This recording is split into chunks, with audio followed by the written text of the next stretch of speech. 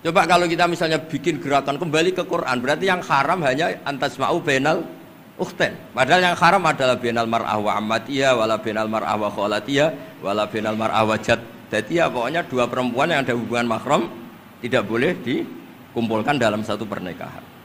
Bayangkan kalau orang tidak ahli usul fikih kemudian dia mentafsirkan Quran, terus dia hanya pegang wa antasma'u bainal ukhtain.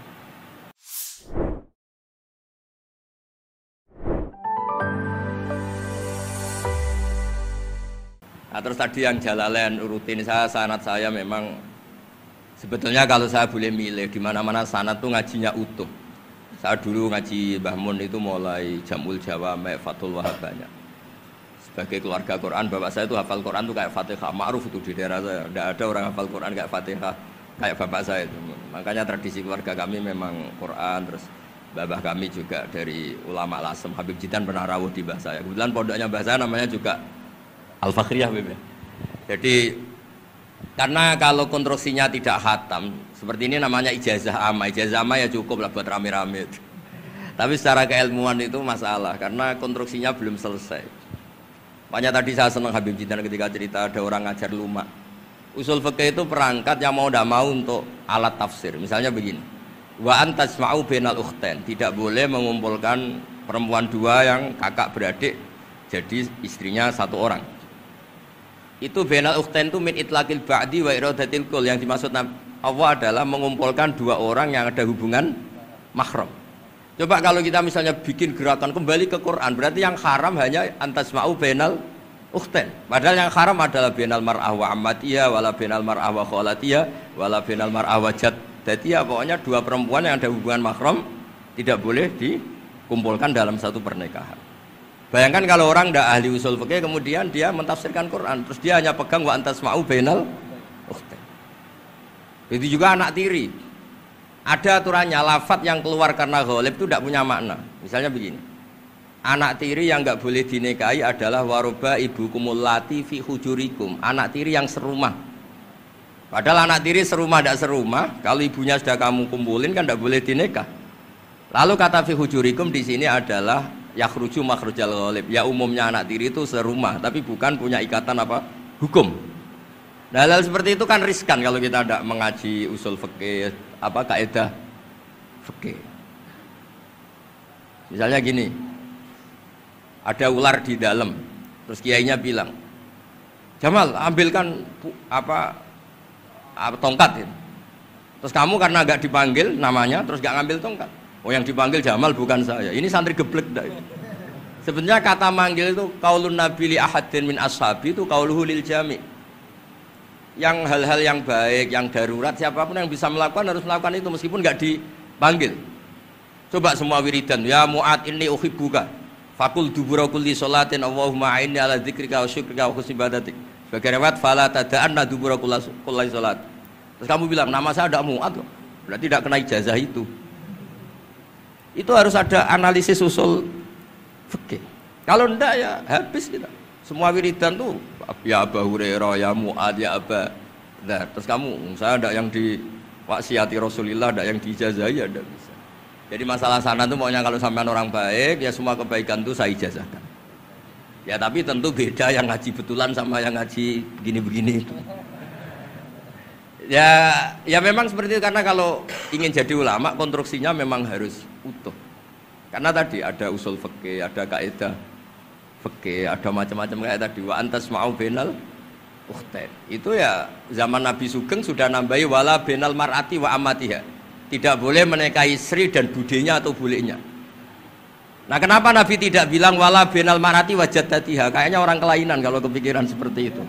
Loh kalau bule itu masih masuk lah. Ya misalnya istri kamu 17, bulenya 27 kan kok cantik budenya kan masih bisa mikir gitu. Tapi kalau istri kamu 20, mbahnya 80 kok kepikiran itu kan. Sehingga di hadis memang hanya wala bainal mar'ati wa ammatiha, wala bainal mar'ati wa kholatiha. Nabi tidak mengatakan wala bainal mar'ati wa jaddatiha. Kayaknya kalau orang normal tuh tidak kepikiran itu. Ya tapi apapun itu nyatanya Quran hanya wa antasma'u bainal ukhtain. Itu kalau enggak dijelaskan pakai usul fikih, ini min itlaqil badi wa iradatil kul secara balaghah. Ya, itu kan tidak bisa. Nah, di sini pentingnya ngaji khatam. Makanya saya suka ngaji Jalalain dengan penjelasan fikih, penjelasan usul fikih karena supaya orang tuh tahu lah bahwa maknani Quran tadi seperti yang didhawuhkan Habib Jinten itu. Ya kalau kamu tidak menguasai betul terus akhirnya ngomong menurut saya, Quran kok menurut saya, menurut perasaan saya tidak bisa kata Habib Jinten kok biroi ya sudah pesan tiket di neraka. Ngeri kan? Apalagi sudah biroi dapat penghormatan, dapat uang, dapat panggung. Islam kok menurut saya, loh ini Islam yang menurut Rasulullah, Islam kok menurut saya. Makanya ini saya fanatik bahwa kitab tadi saya tunjukkan ke Habib Jinten beberapa kitabnya Said Muhammad yang menyebut mbah beliau apa supaya mudawan. Dulu itu ada orang alim alama namanya Les bin Sa'ad. Kata Imam Syafi'i, "Al-Les afqahu min Malik illa annahu daya'ahu ashabuh." Imam Les secara fikih itu lebih alim dibanding Imam Malik tapi daya'ahu ashabuh. Murid-muridnya enggak menulis. Andai kan Habib Salim tidak punya putra Habib Novel, tidak punya cucu Habib Jinten, mungkin orang enggak bakas lagi Habib Salim. Bazuber andai kan tidak punya putra Mbah Mun, orang juga nggak bakas lagi Bazuber. Bapak saya Kiai Nur Salim andai kan tidak punya putra Samu, kan orang sudah lupa. Dulu ini cerita yang paling ekstrim. Dulu Nabi Ibrahim pernah dikira Yahudi karena punya keturunan Yahuda bin Yakub bin Ishak bin Ibrahim. Ketika Yahuda punya perilaku tertentu seakan-akan itu dari mbah-mbahnya. Baru setelah Rasulullah SAW memaklumatkan ad-dinul hanif, ad-dinul Islam millatun hanifiyah, millata abikum Ibrahim, baru terpulihkan nama Ibrahim. Makanya kalau dalam nasihat Arab itu kama takarroma bi Muhammadin adnanu. Dulu orang tuh nggak tahu Adnan itu siapa, Qusay itu siapa, Kilab itu siapa. Gara-gara punya cucu yang bernama Rasulullah Muhammad SAW, Sayyidul Khalqi, orang nyari-nyari Abdul itu siapa, Abdul Muthalib itu siapa, Hashim itu siapa. Akhirnya diketahui Sayyid Abdul itu orang yang ganteng, perilakunya baik. Abdul Muthalib itu orang yang pertama sering makan-makan, ngasih makan orang haji gini-gini. Dikatakan Syaibatul Hamdi karena terus orang ini dikatakan wasumi afisul bin Nabi sallallahu alaihi wasallam dzakara wa ta'ala walabba. Ini dikatakan Qusay litaqasi fi biladi qudaatal qasiyah. Terus dikatakan Kilab likasrati takalubi fil ardi karena orangnya aktif, sering berjuang di mana-mana. Terus jadi makanya kalau jenengan punya anak, punya cucu, doakan jadi orang baik. Karena status Anda ini tertera cucu-cucu Anda. Lho nggih misalnya bapaknya sampean alim terus putune nak domino di situ, mabuk-mabuk di situ. Itu disatakan makam keramat apa tempat mabuk. Nah, makanya dzurriyyah ini penting.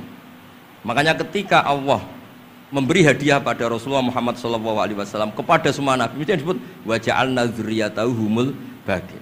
Ketika dikatakan kalimat tauhid juga wa ja'alaha kalimatam baqiyatan fi aqibi. Makanya ukuran orang baik itu ya anaknya, cucunya, apa-apanya. Karena ini yang meneruskan status kita. Ya jelas ya. Itu kalau Anda ini ngaji khatam, konstruksi itu tahu. Tapi kalau tidak khatam, ya hanya modal qabilna terus. Ya tapi ya gak apa-apa daripada sama sekali. Malah yudraku kulluh, la yudraku kulluh. Nggih, kersane disambung Habib Jinten. Mau tersane kula nggih